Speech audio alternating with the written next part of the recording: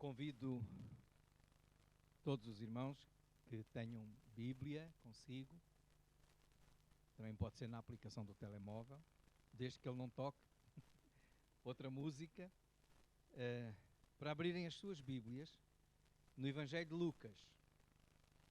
Evangelho de Lucas. Nas nossas Bíblias nós temos o Evangelho. A palavra Evangelho quer dizer boa nova, não é? Boa notícia. Então, o Evangelho está relatado por 4 pessoas diferentes, apóstolos de Jesus. Alguns não pertenciam ao grupo dos 12, como por exemplo Lucas, mas Mateus sim, Marcos não, Lucas também não e João sim. Então, são discípulos de Jesus, mas nem todos faziam parte dos 12 apóstolos, que escreveram a história de Jesus, escreveram como é que as coisas aconteceram, e isso está relatado nos Evangelhos. Então nós temos estado a falar sobre o Evangelho de Lucas e estamos agora no capítulo 3 de Lucas e vamos ler os versículos 1 até ao versículo 20.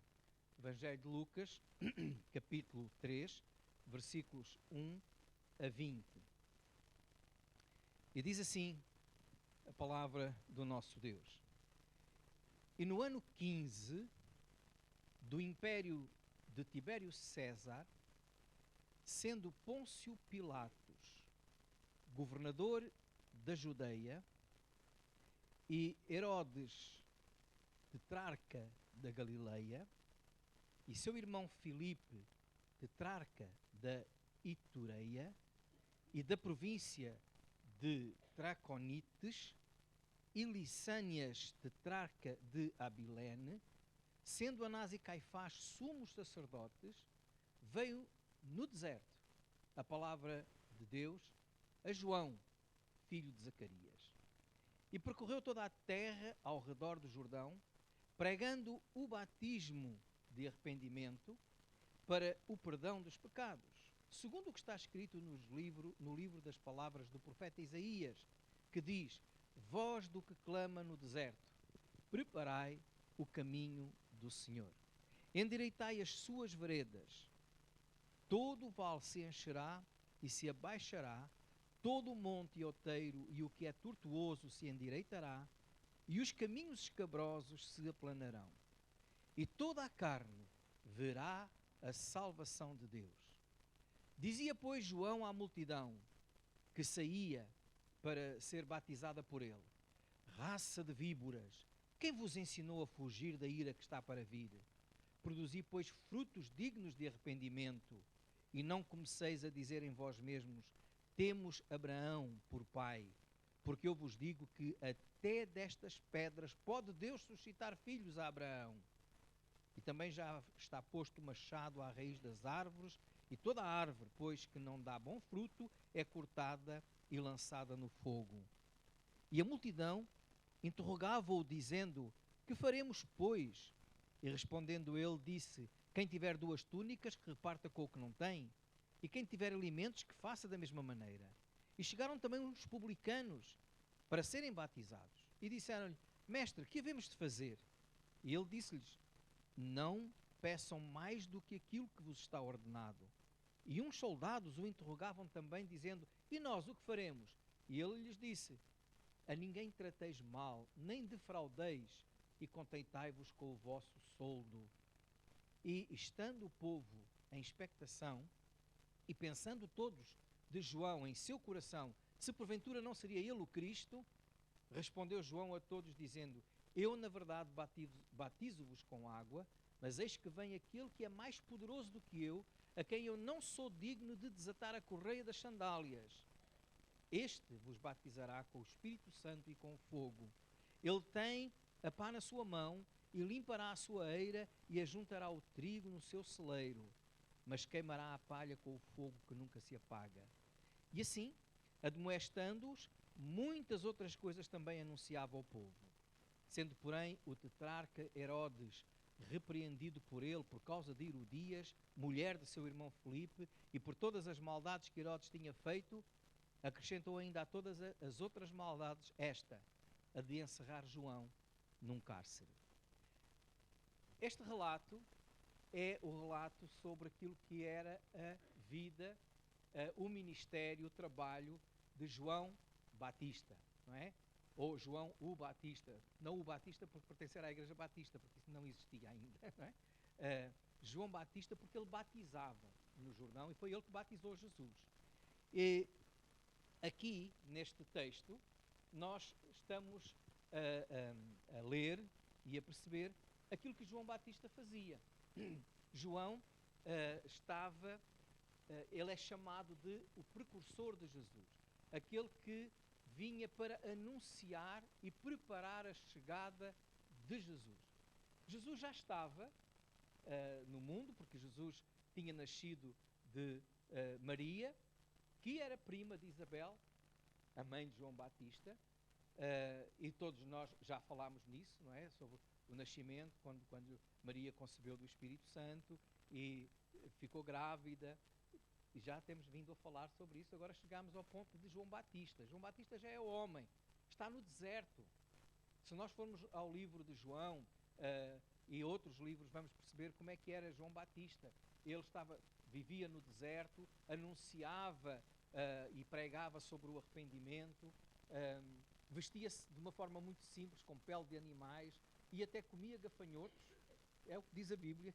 Agora, mas este homem vinha com uma missão muito especial, e a missão que ele trazia era apenas falar daquele que viria a seguir a ele, e ele estava a preparar a chegada de Jesus.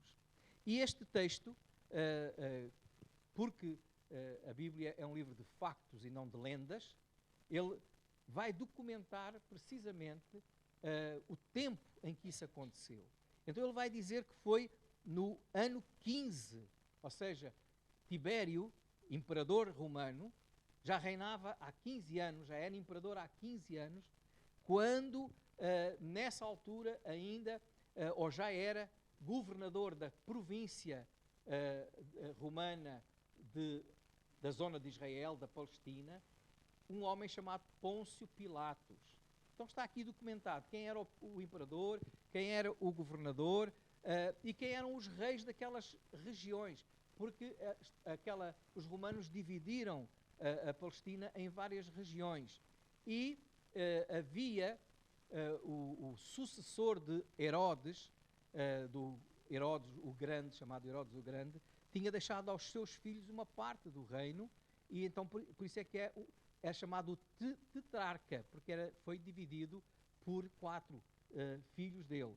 E então estão aí os nomes dele. Também fala de quem eram os líderes religiosos.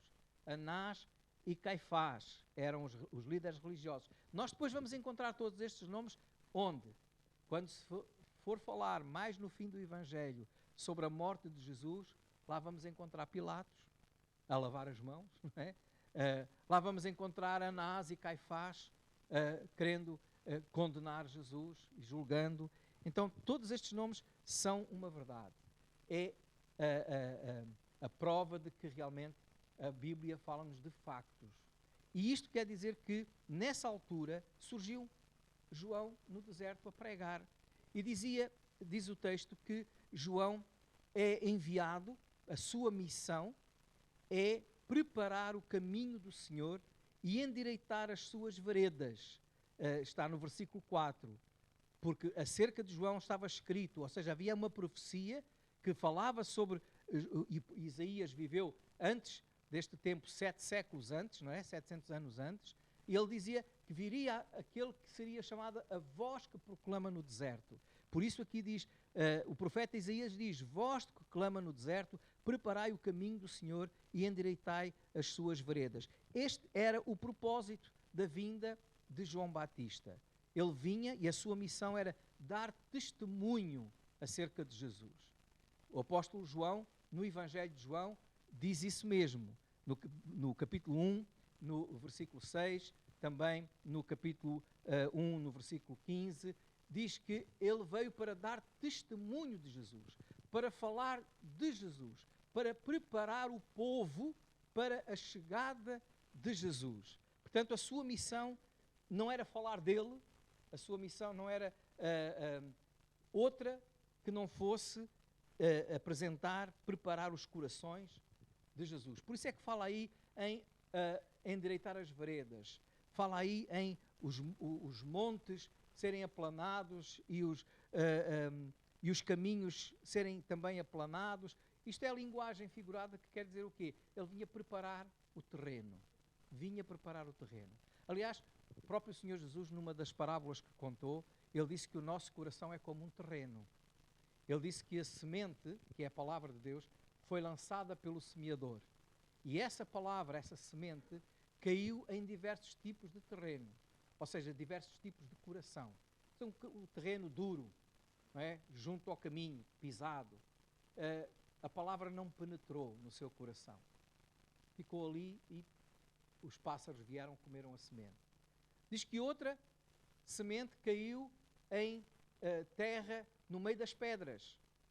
E começou a germinar, mas não deu fruto, porque não tinha raiz, não tinha profundidade para produzir fruto, para ganhar raízes. Outra no meio dos espinhos, e os espinhos sufocaram quando a palavra começava a querer dar fruto, a crescer. E alguma que caiu em boa terra, e essa produziu fruto. E é assim nos nossos corações. A palavra de Deus que nós ouvimos, nós podemos ter um coração preparado ou não, fértil ou não. Aqueles que têm o coração duro ouvem e rejeitam. Não entra. Há outros que, e o Senhor Jesus explicou isso, há outros que recebem com tanto entusiasmo, mas a sua vida é tão leviana, tão focada em coisas superficiais que não ganha raiz e morre. Outros que querem mesmo seguir a Jesus, mas depois os afazeres da vida, as provações, as preocupações, ocupam tanto tempo que não há tempo. Há tempo para tudo, menos para Deus. E há aqueles que têm o seu coração aberto para servir ao Senhor, para seguir o Senhor. Então por isso João Batista vinha preparar o caminho. Agora, como é que ele cumpriu essa missão? E a forma como ele cumpriu essa missão deve servir de exemplo para nós, cristãos hoje, para nós, Igreja de Jesus, de como nós podemos também fazer o nosso ministério. E porquê? Porque Jesus ia chegar, ia trazer a mensagem do perdão, do arrependimento, da salvação. Se repararem, o versículo que nós temos aí no 6, o versículo 6, diz: tudo aquilo que João Batista estava a fazer era para que toda a carne, ou seja, toda a gente, visse a salvação de Deus. Diz lá, e toda a carne verá a salvação de Deus. Toda a carne vai poder contemplar, e toda a carne aqui significa todas as pessoas vão poder contemplar a salvação de Deus. E quem era a salvação de Deus? Jesus. O próprio nome Jesus significa salvação de Deus. O nome Jesus significa salvação de Deus. Quando foi anunciado a José, quando José queria deixar Maria por causa de... Não, mas eu não fiz nada, ela é virgem, como é que ela está grávida? O que é que aconteceu? Foi-lhe revelado que Jesus iria nascer, não havia problema nenhum, era obra do Espírito Santo, e depois foi dito o quê? E vais pôr o seu nome, Jesus, porque ele salvará o povo dos seus pecados. Porque ele salvará o povo dos seus pecados. Porque o nome Jesus significa salvação de Deus. Assim como também o nome Emmanuel, Jesus é conhecido também por Emmanuel. Emmanuel significa Deus conosco. E Jesus o que é? É Emmanuel, porque é Deus conosco. Deus feito homem. Deus que se encarnou e viveu entre nós. E é salvação de Deus porque ele veio trazer a salvação de Deus. E antes de Jesus iniciar a sua pregação, os milagres que fez e anunciar o reino de Deus, João Batista veio antes, preparar o povo para que todos estivessem preparados para ouvir e para receber Jesus, até à chegada do Messias, até ao seu advento. A palavra advento quer dizer vinda, chegada. Agora, nós, igreja, irmãos, esperamos, ainda hoje na nossa escola bíblica dominical falámos sobre isso, nós esperamos também a segunda vinda de Jesus. Porque Jesus disse que voltaria. Quando ele foi à cruz, depois ressuscitou, subiu aos céus, a ascensão de Jesus, ele disse, eu vou, mas eu voltarei. Quando os discípulos estavam a olhar para o céu, os anjos, 2 anjos chegaram perto dos discípulos e disseram, o que é que vocês estão a fazer a olhar para o céu? O mesmo Jesus que vocês estão a ver subir, como foi, ele virá. E hoje nós falámos nisso aqui de manhã, na Escola Bíblica Dominical, sobre a vinda de Jesus. Ele vai voltar. Quando? Não sabemos. Temos que estar preparados para essa vinda.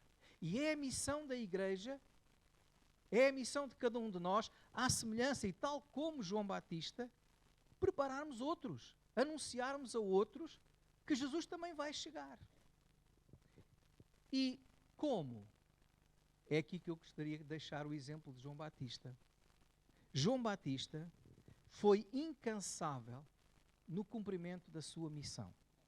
Reparem que o capítulo 3 e o versículo 3, que nós já lemos, no versículo 3 diz assim, que João Batista percorreu toda a terra ao redor do Jordão, pregando o batismo de arrependimento para o perdão dos pecados, e ele cumpriu, diz ali, ele foi por toda a terra, toda aquela região, ele ia para baixo, para cima, anunciando que Jesus ia chegar. O Senhor Jesus deixou-nos uma missão. Os irmãos lembram-se dela. Sabem qual foi? Ide por todo o mundo, pregai o Evangelho a toda a criatura.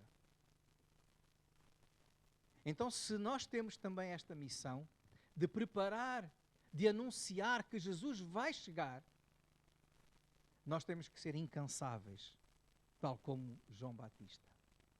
Não nos podemos calar. Nós vivemos num mundo, meus irmãos, onde cada vez mais é mais difícil falar de Jesus. Nós vivemos num mundo que nos quer fechar a boca. Os cristãos estão... Nunca houve tanta perseguição aos cristãos como há nos nossos dias. Nos nossos locais de trabalho, nós não podemos falar a um amigo porque alguém diz, aqui não é lugar para falar nisso. Nas escolas também não se pode falar porque aqui não é lugar para falar nisso. Nós podemos falar de religião, mas se falarmos de Jesus, cala-te, porque isso aqui não interessa. Mas a nossa missão é sermos incansáveis em anunciar a mensagem daquele que é o único que pode salvar os nossos corações e as nossas vidas. Irmãos, o mundo está a sofrer, o mundo está a sangrar, mas continua a rejeitar o único Salvador que a Bíblia indica. A Bíblia diz que não há outro pelo qual nós possamos ser salvos. Muitos procuram fazer ou encontrar solução para os seus problemas, para as suas dificuldades, para as suas ansiedades, para a sua vida espiritual, para a sua vida familiar, em muitas coisas, menos em Deus, menos num encontro pessoal com Jesus. A missão da igreja é dizer só há uma solução. Essa é que está indicada na Bíblia. E essa é Jesus. Não há outro nome. A Bíblia diz que não há outro nome indicado pelo qual nós possamos ser salvos. É Jesus. Igrejas não salvam ninguém. Pastores não salvam ninguém. Padres não salvam ninguém. Ninguém a não ser Jesus Cristo. Jesus Cristo. Infelizmente nós vivemos num mundo onde muitos querem tomar o lugar de Jesus, dizendo quase que aquilo que Jesus disse, vinde a mim. Mas não, é só Jesus e é Ele que nós temos que ir. É Ele que tem que ser adorado, é Ele que tem que ser servido, é Ele que deve ser o ponto central da nossa mensagem. Jesus, porque não há outro nome indicado. Então, João foi incansável no cumprimento da sua missão e o tema da sua missão, o tema da sua pregação era precisamente Jesus. Jesus. O versículo 6, que há pouco mencionei, diz: toda a carne verá a salvação de Deus. E por isso, a sua mensagem era: arrependei-vos e crede. Não crede em mim, mas crede em Jesus. Arrependam-se. Sem arrependimento não há salvação. A salvação não é algo que a gente consiga obter pelos nossos meios. Ninguém, eu há pouco disse, não há igrejas, não há pastores, não há ninguém que salve, mas também nós não nos salvamos a nós mesmos. A Bíblia diz que nós, porque somos pecadores, nós estamos debaixo da ira de Deus. O nosso fim é o inferno. Todos. Mas Jesus veio precisamente para nos tirar do inferno e para nos dar vida eterna. Paulo escreveu aos Efésios e disse: porque pela graça sois salvos, por meio da fé. Isto não vem de vós, é dom de Deus. Não vem das obras para que ninguém se glorie. Ou seja, ninguém vai poder um dia chegar ao céu e dizer assim: Senhor, eu fiz isto, fiz isto, fiz isto e fiz isto, portanto, onde é que está aí o meu cantinho? Sabe qual é a resposta? Fizeste isso tudo, mas não chega. A dívida é tão grande que ainda só pagaste 0,01%. Porque o nosso pecado, comparado com a santidade de Deus, põe-nos muito distantes de Deus. E é por isso que o Senhor, olhando para nós e vendo todos são pecadores, o que é que Ele fez? Então eu quero salvar todos. De que maneira? Pela graça. Ofereceu o seu Filho, porque Deus, diz João 3,16, Evangelho de João, capítulo 13, versículo 16, porque Deus amou o mundo de tal maneira que deu o seu Filho unigênito, para que todo aquele que nele crê não se perca, mas tenha a vida eterna. Deus entregou o seu Filho para ser sacrificado, para pagar o preço da culpa do nosso pecado, no nosso lugar. Por isso é que Ele foi à cruz. Aquela cruz onde Jesus foi crucificado, não era para Ele. Aquela cruz era para mim. Mas Ele disse: eu vou no teu lugar. E é por isso que Ele é o meu Salvador. E a salvação me foi oferecida pela graça. É a salvação de Deus. Não é a salvação deste, daquele ou do outro, ou de mim mesmo. É Deus quem salva. Graça quer dizer um favor que não se merece. Então, quando eu recebo esta salvação, eu sei que eu não merecia, mas Ele me deu. Tu não merecias, mas Ele oferece-te esta salvação. A única coisa que Ele pede de ti é que creias. Que digas: eu acredito realmente que era eu que devia estar ali, mas que Deus me ama e lá no meu lugar Ele pôs o seu amado Filho para me salvar. Quando nós cremos nisto e crendo no que a Bíblia diz quem crê nele não é condenado. Quem não crê já está condenado. Jesus disse: eu não vim para condenar, mas para salvar. Mas agora, na segunda vinda de Jesus, Ele já não vem para salvar. Ele vem para buscar todos aqueles que são seus salvos, que já estão salvos, para que vivam com Ele na glória para todo sempre, e virá julgar os vivos e os mortos. A missão da igreja é dizer: estás preparado para esse dia? Estás preparado para o dia em que chega? Agora já não é o Salvador, agora vai ser o juiz. O juiz. Estás preparado para esse dia? Se ele viesse hoje, o que é que tu ias dizer? Eu creio em ti, vivi para ti, aceitei o teu evangelho. Ou, pois, eu estava entretido com muitas coisas. O que é que vais dizer? É agora. A Bíblia diz que hoje é o dia aceitável da salvação. Então é hoje que nós temos que dizer: Senhor Jesus, toma a minha vida. Eu quero seguir-te. Eu quero ser teu. Não quero seguir mais a minha vontade, os meus pensamentos, as minhas ideias, os meus preconceitos. Quero seguir-te a ti. E para eu seguir a Ele, busque orientação no mapa. O mapa é a palavra de Deus. Agora já não temos que dizer mapa, agora temos que dizer o GPS, não é? O GPS é a palavra de Deus. É Ele que nos guia, que nos dá a orientação do caminho certo. Foi isso que João Batista fez. Ele foi incansável a levar esta mensagem. E o tema era a graça de Deus. Arrependei-vos e crede. Era sensibilizar as pessoas, mostrando que o verdadeiro arrependimento eles poderiam mostrar com frutos dignos. Frutos que mostrassem mesmo esse arrependimento. Porque às vezes a gente faz mal, peca e lamenta. Mas lamentar não é arrepender. Lamentar é apenas dizer: olha, tanto que eu não queria fazer isto, tenho pena, fiz, Isso é lamentar. Arrepender, a palavra arrependimento significa mudar de direção.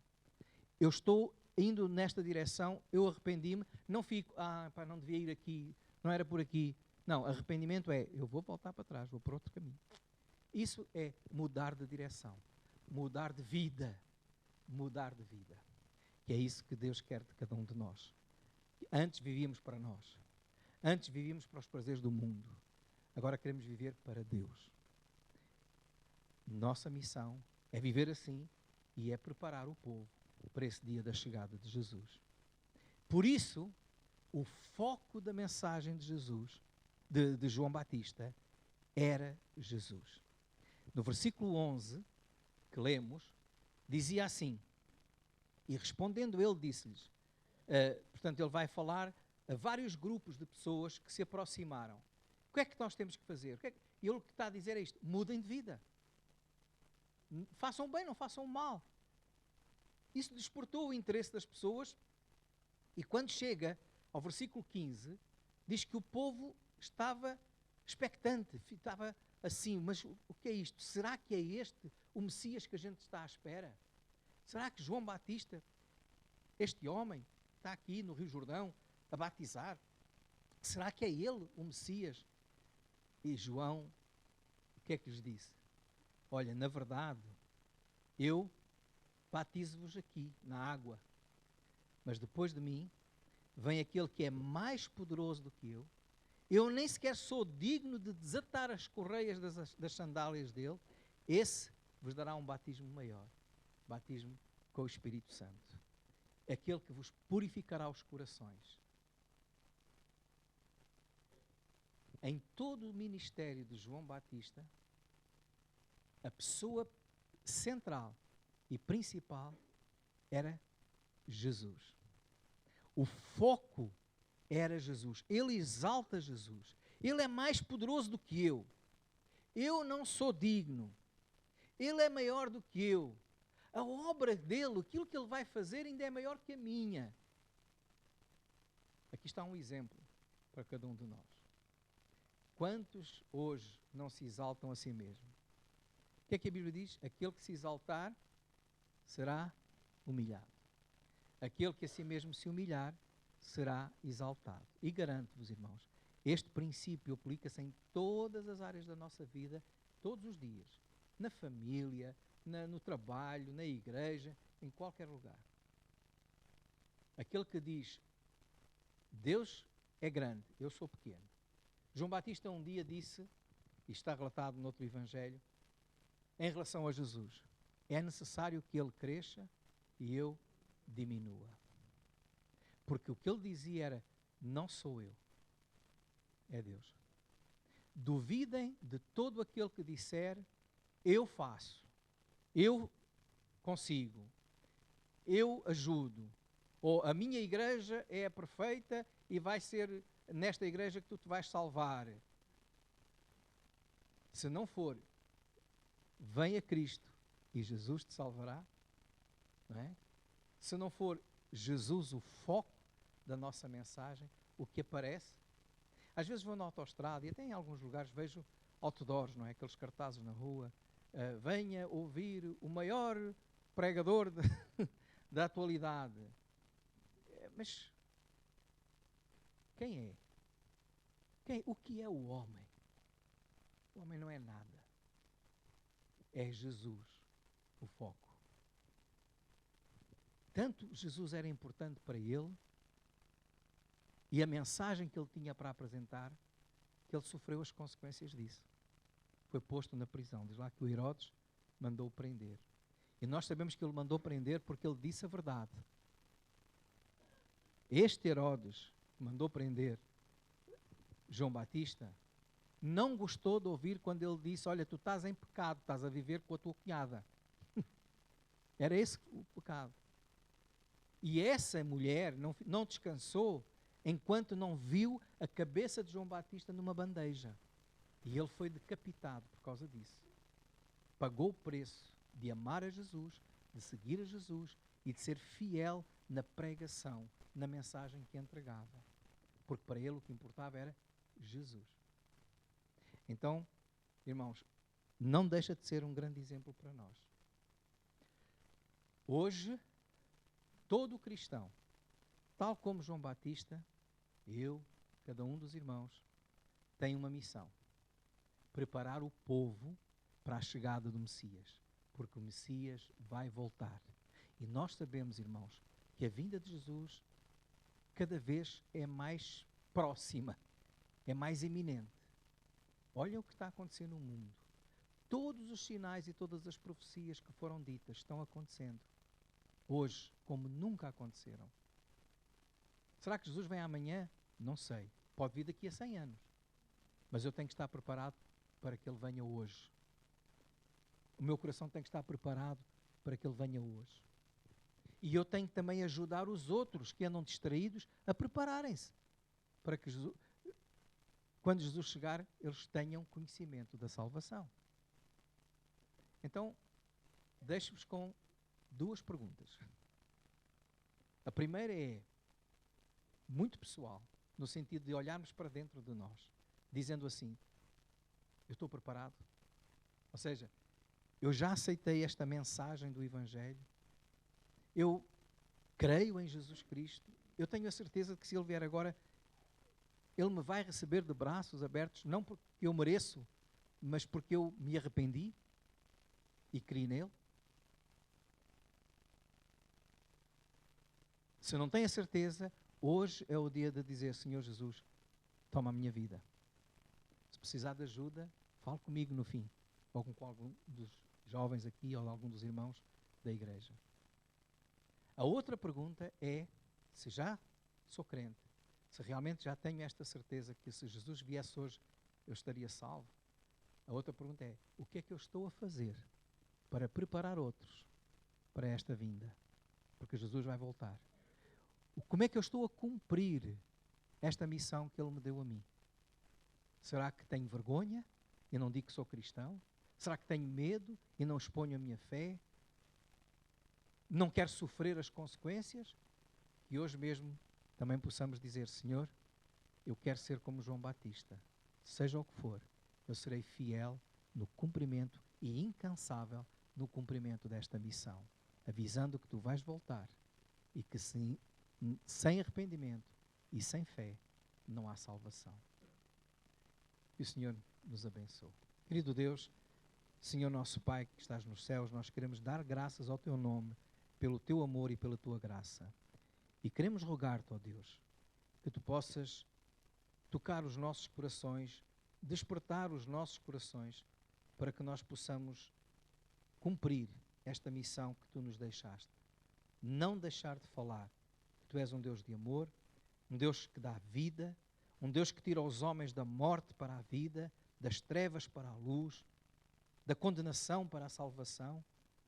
Usa-nos para a glória e honra do Teu nome e para a salvação dos perdidos. Em nome de Jesus. Amém.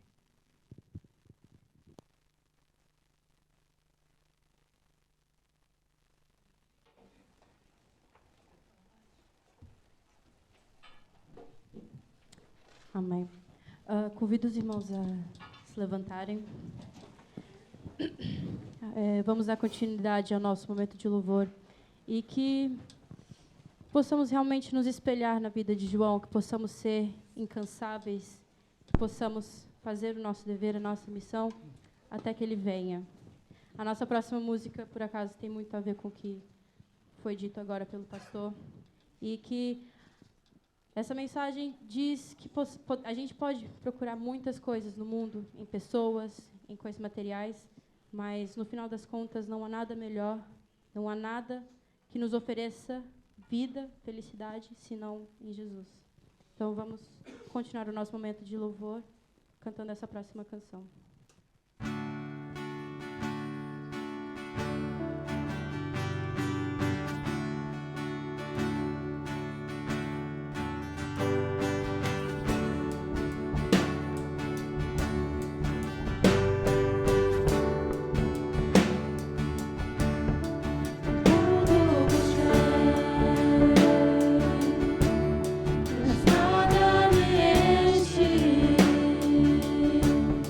Mas